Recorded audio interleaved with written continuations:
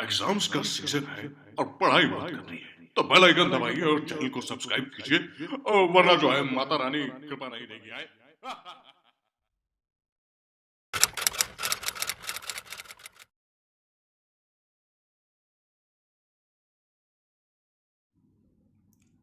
This is question number 5 of exercise 4.2. Question is, the altitude of a right triangle is 7 centimeter less than its base. If the hypotenuse is 13 centimeter, find the other two sides. ठीक है, question का मतलब क्या है? The altitude of a right angle triangle. Altitude का मतलब होता है हाइट, या एल्टीट्यूड या हाइट एक ही बात है। ठीक है, तो एक राइट एंगल ट्राइंगल की जो हाइट है वो 7 सेंटीमीटर कम है इसके बेस से। ठीक है, जो हाइट है वो बेस से 7 सेंटीमीटर कम है।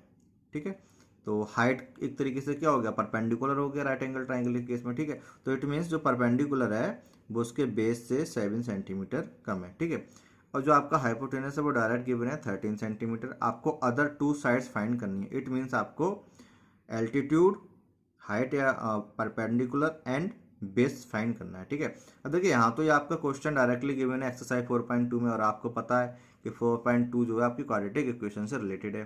बट एग्जाम में कहीं भी ये मेंशन नहीं होता कि आपकी ये किससे रिलेटेड है। तो कभी कभी हमको ये कन्फ्यूजन हो जाती है कि ये आपका क्वेश्चन जो है लैंग्वेज सम कि चैप्टर 3 से रिलेटेड है या चैप्टर 4 से। ठीक है, तो हम क्या करेंगे, कोई भी क्वेश्चन होगा चैप्टर 4 का, हम उसको चैप्टर एज अ चैप्टर 3 की तरह करेंगे। ठीक है, तो चैप्टर 3 में हम क्या करते थे, पेयर ऑफ लीनियर इक्वेशंस में जो भी आपको क्वेश्चन में फाइंड करना होता था उसको हम वेरिएबल की फॉर्म में अज्यूम करते थे।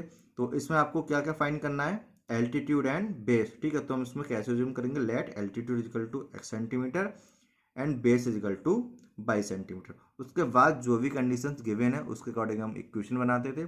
सेम इसमें भी हम इक्वेशन बनाएंगे, बट एक कंडीशन ऐसी आएगी जहाँ हम फंस जाएंगे, तो उसके बाद हमें पता चल जाएगा कि ये लीनियर पेयर का नहीं है। तो इस क्वेश्चन को सॉल्व करने के लिए फर्स्ट ऑफ ऑल हम क्या करेंगे, जो भी हमसे पूछा है उसको हम अज्यूम करेंगे। तो आपको उसमें एल्टीट्यूड एंड बेस फाइंड करना है। ठीक है, तो हम लिखेंगे लेट एल्टीट्यूड, एल्टीट्यूड हाइट या परपेंडिकुलर राइट एंगल ट्राइंगल के केस में एक ही बात होती है। ठीक है, एल्टीट्यूड इजकल टू एक्स, और आप बाकी आपका सेंटीमीटर में गिवन है तो एक्स सेंटीमीटर। ठीक है, and base is equal to 22 centimetre. आप अनदर वैल्यू भी ले सकते हैं, A B P Q M N कोई भी। ठीक है, अब फर्स्ट कंडीशन क्या है according to question, according to question first condition है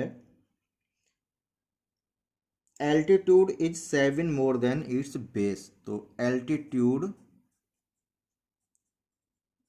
इजिकल टू बेस लिख दिया सबसे पहले मैंने।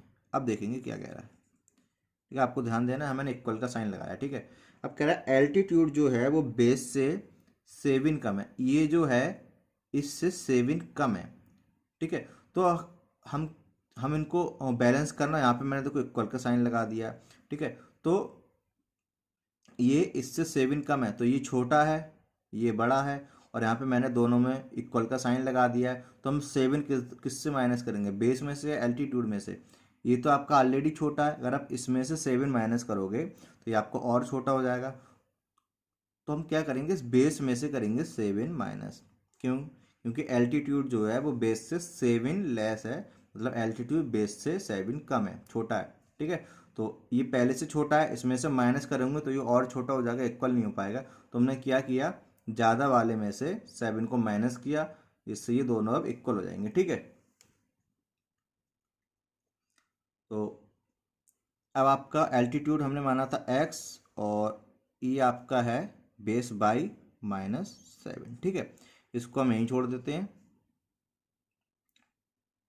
सेकंड कंडीशन जो गिवन है वो आपको कुछ भी गिवन नहीं है, बट हमको राइट एंगल ट्राइंगल में पता होता है पाइथागोरस थ्योरम से। ठीक है, तो बाई पाइथागोरस थ्योरम,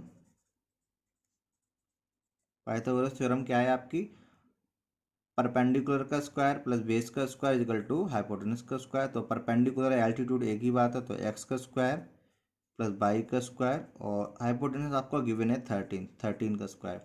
तो अब आप यहाँ पे देखिए, ये तो आपको एक लीनियर पेयर इक्वेशन वाली फॉर्म है। अगर हम इसको थोड़ा सा सॉल्व करें तो ये आपका बन जाएगा x minus y equal to -7। तो ये तो हमारी लीनियर इक्वेशन बन गई, बट इसमें आपके स्क्वायर के फॉर्म में टर्म है दोनों, तो ये हमारी लीनियर इक्वेशन नहीं बनी।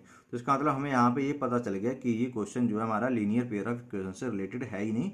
एक तो आपकी लीनियर पेयर बन गई, लीनियर इक्वेशन बन गई, बट अनदर आपकी लीनियर इक्वेशन नहीं बन पाई। ठीक है, तो इस केस में अब हम क्या करेंगे, जो आपके लीनियर इक्वेशन वाला, जो आपकी लीनियर इक्वेशन है, वहाँ से हम किसी एक की वैल्यू को, जो आपकी नॉन लीनियर पेयर वाली नॉन लीनियर इक्वेशन है, उसमें हम पुट करेंगे। ठीक है, तो हम इसमें से already x equal two by -7, तो कुछ ज़्यादा मेहनत करने की ज़रूरत है नहीं, x इक्वल टू बाई -7 इसमें हम पुट करेंगे। ठीक है, रिप्लेस करेंगे। ईच क्वेश्चन में आपको याद रखना है, अगर इस तरह की कहीं भी आती है, ठीक है, स्क्वायर में आ जाए या मल्टीप्लाई में आ जाए, ठीक है, क्योंकि वो आपकी फिर नॉन लीनियर इक्वेशन हो जाती है। तो हम यहाँ से लीनियर वाली से सेकंड वाली में पुट करेंगे जो आपके नॉन लीनियर है। तो x की जगह हम लिख देंगे बाई -7 का होल स्क्वायर, और y की जगह बाई इक्वल टू 13 आपका 169 हो गया। बाई -7 a माइनस बी का whole square, a square y का स्क्वायर माइनस और प्लस बी स्क्वायर 7 का स्क्वायर माइनस 2ab और plus y square equal to 169। Y square plus ये आपको हो जाएगा 49 माइनस 2 7 या 14 y plus y square equal to 169। ठीक है, नाउ ये आपकी क्वाड्रेटिक इक्वेशन बन गई, बाई स्क्वायर वाई और ये आपका 169 है। ठीक है, तो हम इसको डिसेंडिंग ऑर्डर में लिखेंगे पहले, और इसको इधर लेके आएंगे क्योंकि हमें जीरो रखना है। ठीक है, स्टैंडर्ड फॉर्म में जीरो होता है क्वाड्रेटिक इक्वेशन की। तो ये बाई स्क्वायर प्लस का ये वाला बाई स्क्वायर माइनस का ये 14y और ये लास्ट में आपका 49 और ये इधर आके माइनस का 169 इक्वल टू 0। ठीक है, ये आपका by square 1y square 1y square 2y square हो जाएगा माइनस का 14y, और ये 169 में से आपका जब 49 माइनस होगा तो आपका बचेगा माइनस का 120 इक्वल टू 0। ठीक है, अब आप यहाँ पे देखिए